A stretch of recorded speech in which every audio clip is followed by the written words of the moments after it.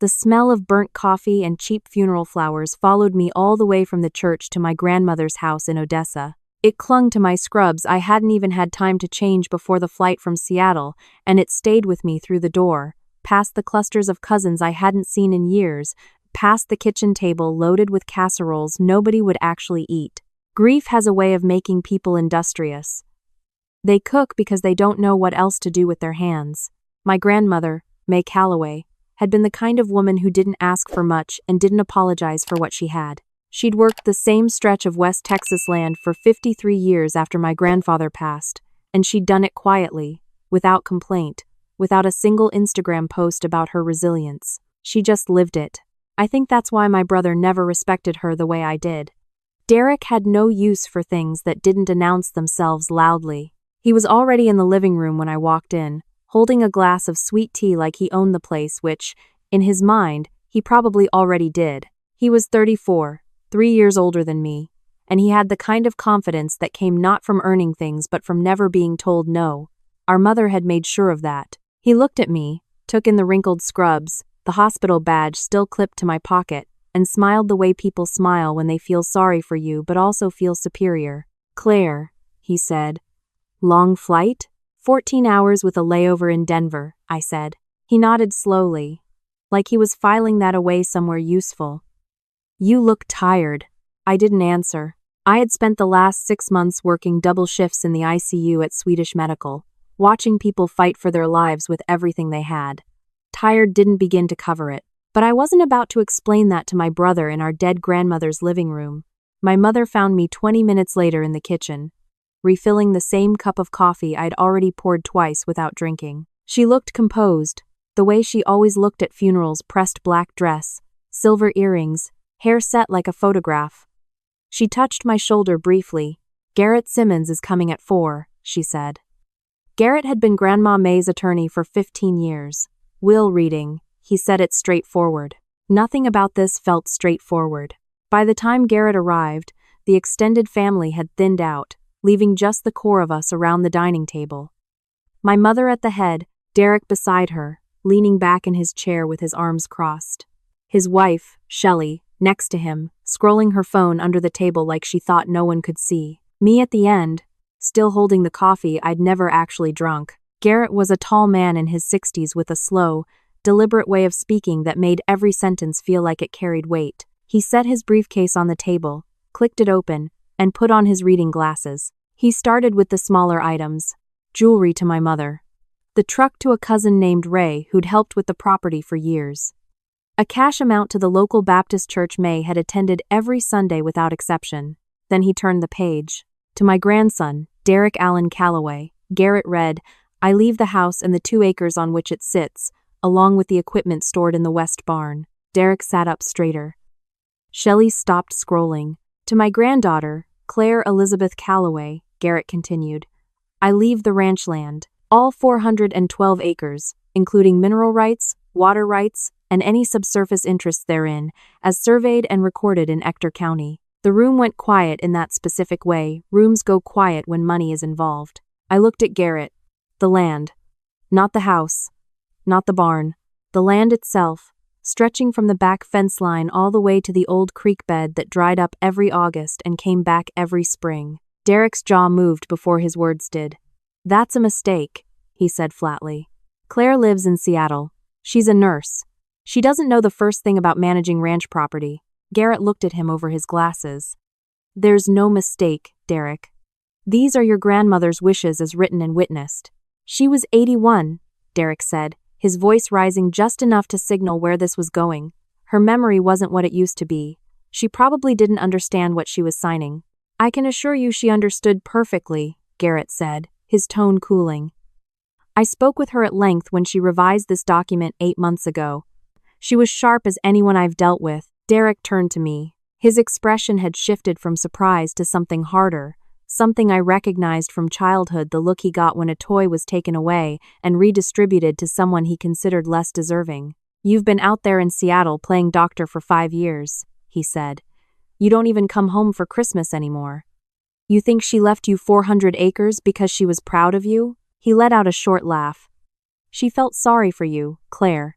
You're the one who never figured out what she wanted to do with her life. That land is way above your pay grade. Literally. My mother didn't say anything. I looked at her. She was examining the surface of the table. Grandma Mae knew exactly what she was doing, I said. Derek leaned forward. You can barely afford your apartment in Seattle. What are you going to do with West Texas ranch land? Hike it? Post pictures of the sunset? He shook his head. I've been out here. I've checked on her. I've dealt with the property taxes and the fence repairs and the calls at midnight when the well pump failed. I've done all of it. And she gives the land to the nurse who shows up twice a year. 3 times, I said quietly. What? I visited 3 times last year. And I called her every Sunday. He stared at me. That's your case? Phone calls? Garrett closed his folder and cleared his throat. The will is legally binding. I can answer questions about the process, but the terms stand. Derek pushed his chair back and stood. We'll see about that. He walked out of the room without looking at anyone. Shelley followed him, her phone already out again, thumb moving fast. My mother finally looked at me. Her expression wasn't angry exactly.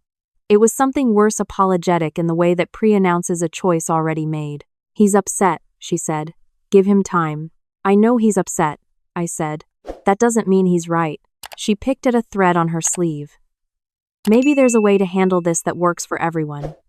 Derek has connections in Midland, real estate people he knows. He thinks the land could be developed, subdivided maybe. He could manage it, you'd get your share. Mom. I set down the mug. She left it to me. Not to Derek, to me. She looked away again. That was all the answer I needed. I drove out to the land alone that evening. Down the county road I'd taken 100 times as a kid, past the rusty mailbox with the reflective tape peeling off, through the cattle gate that May always left unlocked because, she said, anyone who came this far down the road probably had a reason to be here. The sun was going down behind the mesa in that way it only does in West Texas, all orange and flat and enormous, and the land stretched out in every direction like it had been arranged specifically to remind you how small you were. I parked at the edge of the pasture and got out. 412 acres. In the fading light it looked like nothing: dry grass, scrub brush, a windmill turning slow in the distance. I could hear why Derek thought it was just land. If you didn't know to look deeper, it just looked like a lot of West Texas nothing. I walked out to the old wooden fence post where Grandma Mae used to sit and watch the sunset when I visited. She'd bring 2 folding chairs and a thermos of coffee, and she'd talk to me about things she didn't talk about with other people. About how the land had carried the family through hard years. About her own grandmother, a woman named Ruth, who'd staked a claim on this ground when everyone told her a woman alone couldn't hold it. About how the land remembered. I put my hand on the fence post. The wood was warm from the day's heat. Okay, Grandma, I said out loud to nobody. I'm here. A truck pulled up behind my rental car about 15 minutes later. An older man climbed out, maybe 65, wearing a faded work shirt and boots that had seen a lot of miles. He raised a hand in the non-threatening wave of someone who knows they're approaching a stranger on their own property. You'd be Claire, he said. It wasn't a question. I would, I said. And you are? Roy Tanner. He stopped a few feet away. Ranch 3 miles east. I've been looking after the south fence line for your grandmother since her hip got bad. She told me you might come out here, said I should find you when you did. He paused, said you'd be the one standing at the old post. I looked at him. She told you that specifically? May was specific about most things. He glanced out over the darkening pasture. She also told me to make sure you went up to the attic in the old equipment shed before you did anything else. Said she left something there for you. I had been inside that shed hundreds of times as a child. It was full of old parts. Seed catalogs from the 80s. Tools with wooden handles worn smooth from use. I had never once thought about the attic. Roy walked me over to it, held the flashlight while I climbed the wooden ladder bolted to the wall. The space above was low and hot and smelled like dust and old paper. Pushed against the far wall, wrapped in a feed sack, was a metal document box with a combination lock. A piece of masking tape on the lid had 4 numbers written in May's handwriting. My birthday. I brought it down and opened it on the tailgate of Roy's truck, while he held the flashlight steady without asking questions.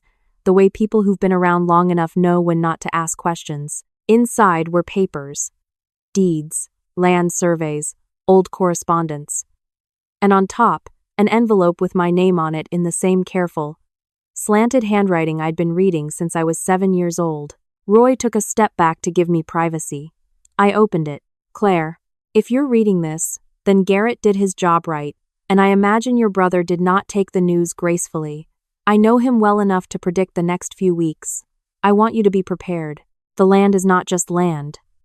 I had it surveyed 2 years ago after Roy suggested it. What they found is significant. There are natural gas deposits under the South Quadrant, and the preliminary assessment of the Wolfcamp Shale Formation puts the potential value considerably higher than the surface property. I have spoken with an energy attorney named Patricia Walsh in Midland. She has everything in order. Call her before you do anything else. I left Derek the house because Derek needs things that make him feel successful. He has always been that way. I left you the land because you are the one who will use it right, not to get rich. To do something that lasts. You called every Sunday for 3 years when I couldn't get around well anymore. You flew in when I had the procedure in October, and you didn't tell anyone you'd come. You just came. Derek sent flowers. I know the difference, sweetheart. I always have. Don't let them bully you into giving this up. The paperwork is solid. Trust Patricia. And trust yourself. All my love. Grandma Mae. I read it twice. Then I folded it carefully and put it back in the envelope. Roy was leaning against the truck looking at the stars. When I came to stand beside him, he spoke without looking at me. She was a hell of a woman, he said. Yeah, I said. She was. Natural gas formation under the South pasture, he said matter-of-factly, like this was something he'd been sitting with for a while. Patricia Walsh is good people. I've known her 20 years. Mae picked right. I looked at him. You knew about all of this. I knew Mae wanted you to find that box, he said. I didn't open it. Wasn't my place. He pushed off the truck and stretched his back. What I do know is that your brother's going to find out about the subsurface assessment eventually, if he hasn't already. People in Midland talk. When he does, he's going to come at you harder. He's already talking about contesting the will, I said. Roy nodded slowly. People like Derek, they don't fight because they're right. They fight because they're loud, and they're betting you won't be louder. He looked at me steadily. You going to be louder? I thought about 12-hour shifts on the ICU floor. About families I'd sat with at 3 in the morning when the numbers on the monitors stopped moving in the right direction. About the particular kind of quiet strength you develop when you learn that what you do actually matters to someone's survival. I can be louder, I said. He almost smiled. Good. Then go call Patricia Walsh first thing tomorrow. Don't let the grass grow. My mother called at 8 the next morning. I was still in the rental car in the driveway of the house, not ready to go inside and navigate whatever version of Derek I'd find there. He's hiring an attorney, she said. Her voice was careful, like she was reading from a script. He's not trying to take everything. He just wants what's fair. You have to understand, Claire. He's invested a lot of time in this property over the years. He sent flowers when she had surgery, I said. Silence. Mom, she wrote me a letter.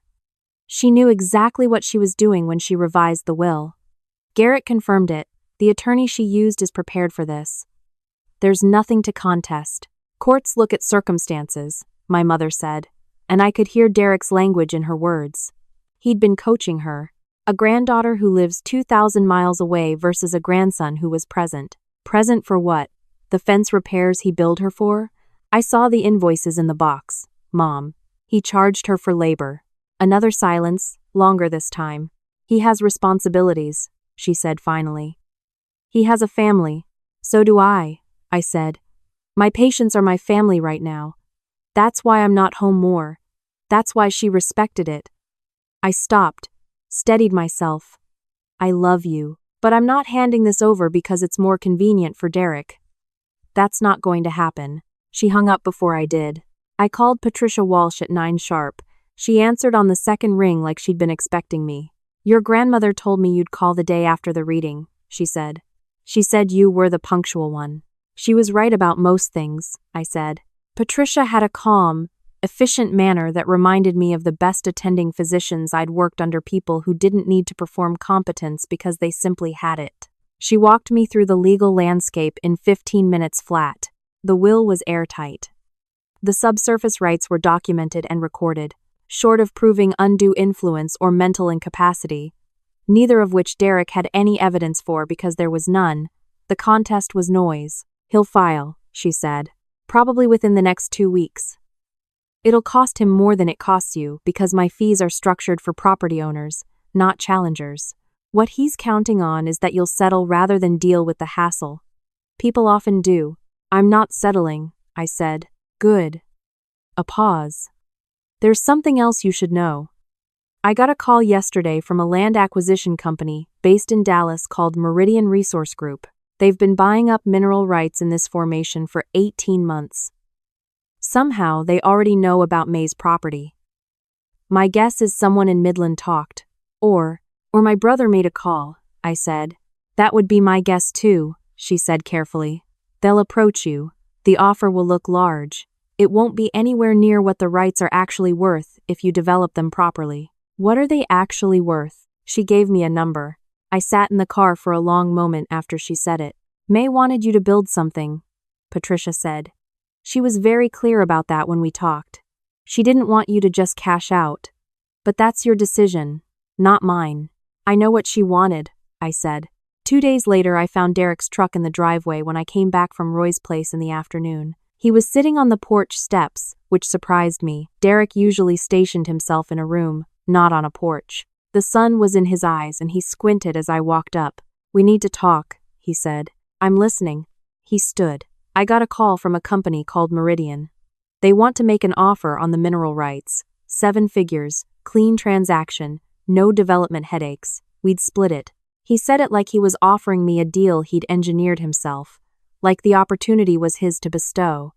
You'd walk away with more money than you make in 10 years of nursing. And what do you get? I asked. He shrugged. Same. We both come out ahead. The land isn't yours to split, I said. His expression tightened. Don't be difficult about this, Claire. You live in Seattle. You don't want to manage a West Texas ranch. This is the smart move. The smart move for Meridian is to buy the rights cheap before I talk to real energy attorneys who can actually value the formation correctly, I said. Patricia Walsh has already had 3 other firms reach out about development partnerships. The number Meridian is quoting is a fraction of what a proper agreement would generate. Derek went very still. You've already been talking to other companies. I've been talking to my attorney, I said. The way Grandma Mae told me to. Something shifted in his face. Not quite anger, more like recalibration, the expression of someone who just realized the board was different than they'd thought. You're going to blow this, he said, his voice dropping lower. You don't know what you're dealing with. West Texas mineral rights, development agreements, royalties. You're a nurse, Claire. You take temperatures and change IV bags. This is a completely different world. It hit me the way those things always hit, not in the chest, but somewhere quieter, somewhere you don't expect. I had held the hands of people taking their last breaths. I had talked families through the worst moments of their lives with enough steadiness that they felt, for a moment, less alone in the dark. I had done it on no sleep and bad cafeteria coffee and the particular endurance that comes from genuinely caring whether people live or die. But I changed IV bags. Sure. Get off the porch, Derek, I said. Excuse me? This is my property. Grandma Mae left me this land, and that includes the house until you move your things out. Get off the porch. He stared at me. For a moment I thought he was going to push back, and I held his gaze and let him understand that I had not driven 14 hours and buried my grandmother and read her letter alone on a truck tailgate in the dark to back down from my own front step. He got off the porch. This isn't over, he said, walking to his truck. I know, I said. I'll see you in court. The filing came 9 days later, just like Patricia predicted. Undue influence, mental capacity concerns, claims that Grandma Mae had been isolated from her family in her final years, which was a remarkable thing to claim about a woman whose grandson had charged her for fence repairs. Patricia responded the same week with documentation that made Derek's filing look like what it was, a desperate attempt to relitigate a decision made freely by a woman who knew her own mind until the day she stopped breathing. Roy found out about the filing through the county records system, the way people in small Texas counties find out about everything. He's going to lose, Roy said. The two of us sitting on his porch that evening, both holding the same brand of bad instant coffee. Judge Walcott doesn't have patience for inheritance challenges without substance. He's seen too many. Patricia says the same thing, I said.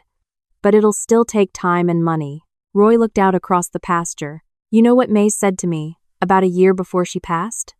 She said she worried you'd spend your whole life being the one who showed up for other people and never had anyone show up for you.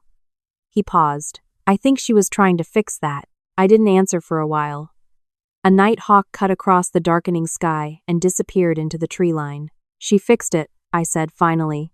My mother came to the property on a Thursday afternoon, unannounced, which was her way of doing things she was uncertain about.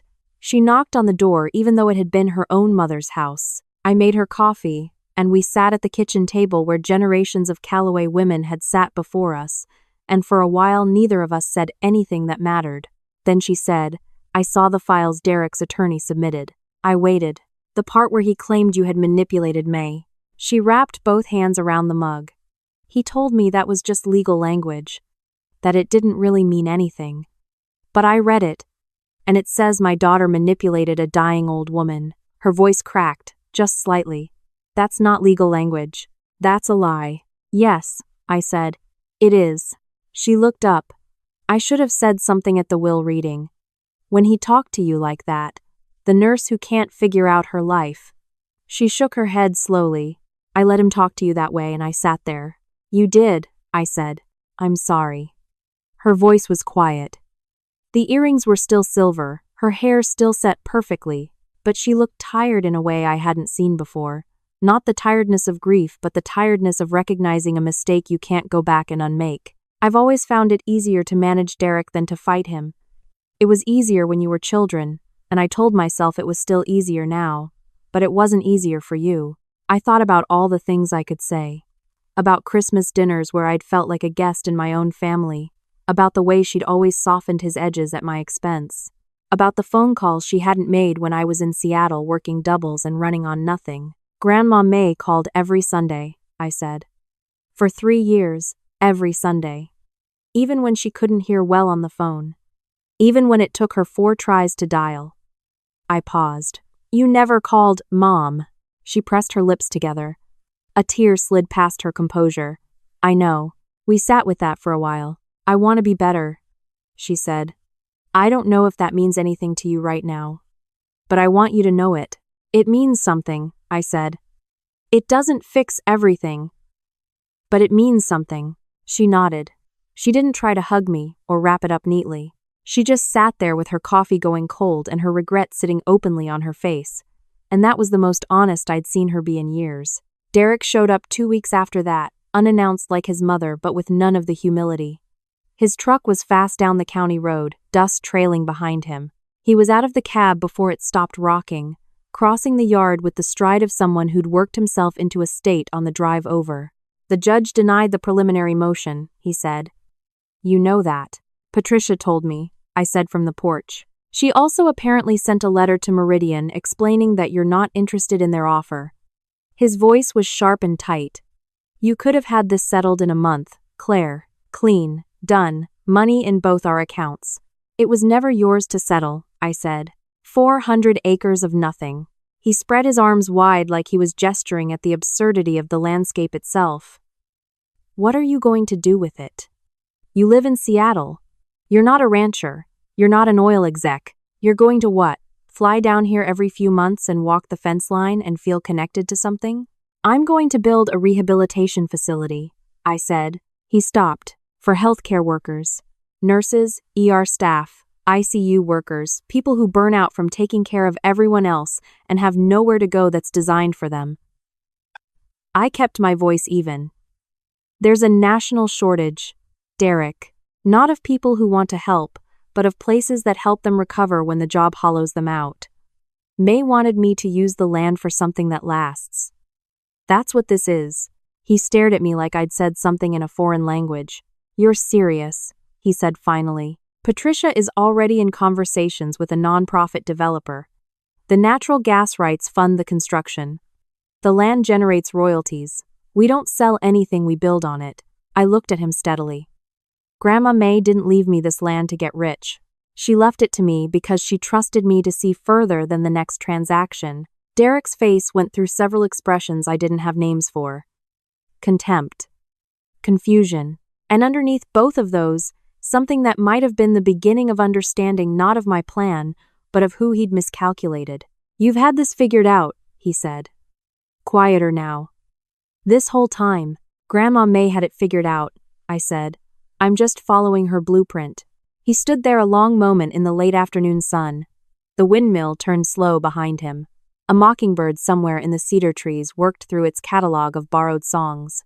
I'm going to drop the filing, he said. My attorney says we've got no case anyway.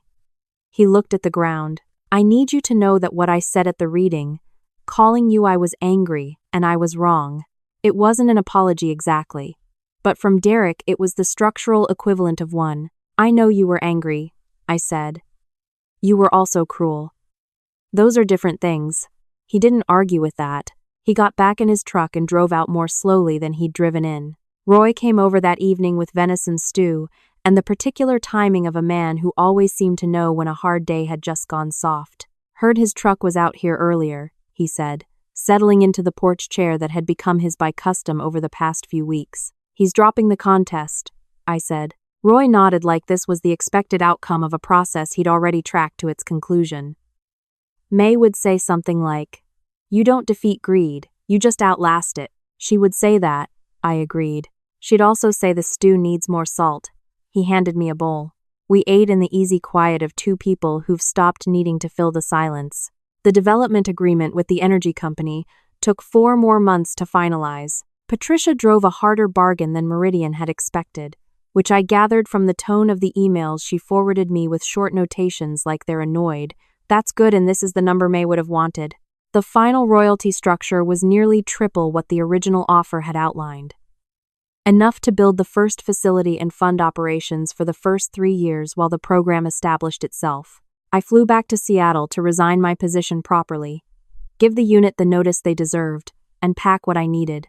My supervisor, a woman who had worked ICU for 22 years and had the emotional vocabulary of someone forged in fire, sat across from me at her desk and said, "I'm going to be angry about this for about a week, and then I'm going to be incredibly proud of you." That tracks, I said.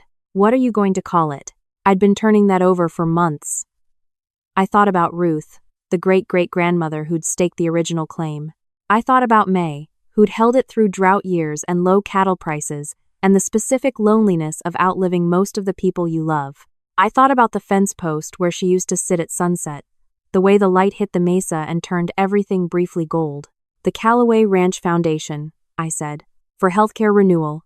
She nodded slowly. She'd like that. Yeah, I said. She would.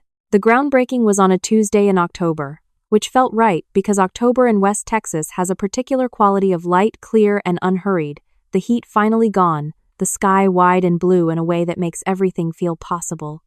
Roy wore his good work shirt. Patricia came in from Midland and shook hands with the contractor and the nonprofit developer and the county commissioner who had driven out because he'd heard about the project and wanted to be photographed near it. My mother stood at the edge of the small crowd with her hands clasped in front of her, watching, not performing. I picked up the ceremonial shovel, a ridiculous object that no one actually digs with, and broke the surface of the ground my grandmother had walked for 53 years. I didn't make a long speech. I've never been good at long speeches. I said that this land had been kept by women who understood that value isn't always visible from the surface, and that sometimes the most important thing you can do with what you've been given is refuse to sell it cheap. I said that people who spend their lives taking care of others deserve a place that takes care of them. I said that my grandmother knew this, and trusted me to make it real, and that I intended to spend the rest of my life being worth that trust. There was applause. Roy clapped with the particular enthusiasm of a former Marine who has decided something is worth celebrating. Afterward, when most people had drifted toward the food tables, I walked out to the old fence post. The sun was dropping toward the mesa. The windmill turned its slow circles. The land stretched out in every direction, exactly as it always had, patient and indifferent to the small human dramas played out across its surface. I put my hand on the wood. Derek hadn't come. I hadn't invited him, and he hadn't asked. There was a version of this story where we rebuilt something between us, where the whole ordeal became the painful beginning of a more honest relationship. Maybe that version was still ahead of us somewhere, or maybe Derek was who Derek was, and the most I could do was stop expecting him to be different. Either way, I wasn't waiting. My mother walked up beside me. She didn't say anything for a moment, just stood there looking at the same view I was looking at. "She used to bring you out here when you were small," she said finally. "You were about 4. She told me you sat here for an hour without saying a word, just watching. She said that was how she knew." "Knew what?" "That you were the patient one." My mother's voice was soft. She said the land would wait for the right person. She said you were the kind of person who would wait back. I thought about the ICU, about sitting with families through the long nights when the only thing you could offer was presence, about the particular discipline of waiting without giving up, of understanding that some things only reveal themselves to people who don't flinch. "She wasn't wrong about many things," I said. My mother slipped her arm through mine. Not dramatically. Not as a declaration. Just a quiet, belated act of standing beside someone she should have stood beside sooner. Behind us, the Foundation's first true structure, a modest administration building with Mae's name above the door, sat solid on ground that had once been dismissed as 400 acres of West Texas. Nothing by someone who couldn't see past the surface. He'd been so sure I couldn't survive out there. He had no idea I was already building.